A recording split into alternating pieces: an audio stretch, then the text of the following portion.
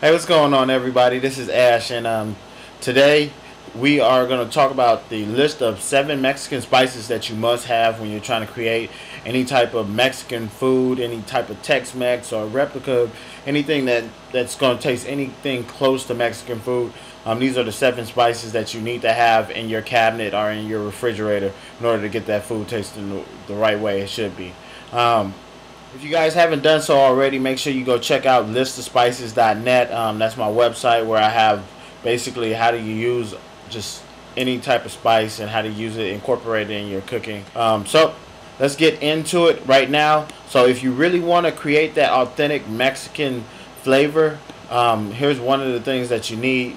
You need Ancho Powder, which is really good. It's a really strong blend of chili peppers that they put in there. That they put in a lot of Mexican stews, also chilies, soups. So it's really great to add to your dishes. The next thing you need is canela. Canela is known as cinnamon, but it's actually the bark of the cinnamon tree. This is really good. You find this in a lot of desserts, but you also find them in a lot of like meats and marinating in the meat in smaller quantities. Another good pepper that they use is a chipotle pepper. But basically, with a chipotle pepper, it is just a smoked jalapeno pepper. Another key ingredient is going to be cilantro. Cilantro is definitely really important to just about any Mexican dish that you can possibly think of. It's in just about everything that I can think of, and just about everything that I cook, especially meats.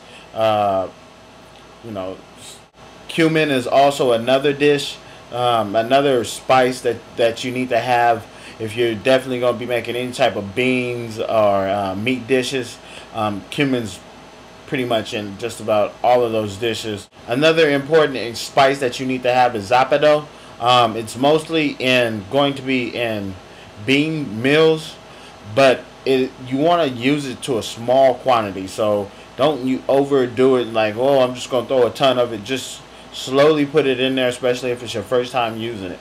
Mexican oregano is in a lot of dishes that contain cheese. So make sure if you're kind of missing something, just dab in a little bit of Mexican oregano and see what happens then. So this is my list of 7 essential Mexican ingredients that you want to incorporate into Mexican spices that you want to incorporate into your Mexican dishes or cuisine to give it that little bit more authentic flavor. You just have to experiment with kind of blending the spices together and seeing what happens. So definitely, if you want more advice on Mexican spice blends, go over to my website, listofspices.net, and look around. I have an article on a couple of different spice blends, such as making fajita spice blend, taco seasoning. So definitely take a look at that and stay tuned because I'm going to be updating it with more information on Mexican spice blends and other spices that you can incorporate in your cooking. So until next time, this is Ash from listofspices.net.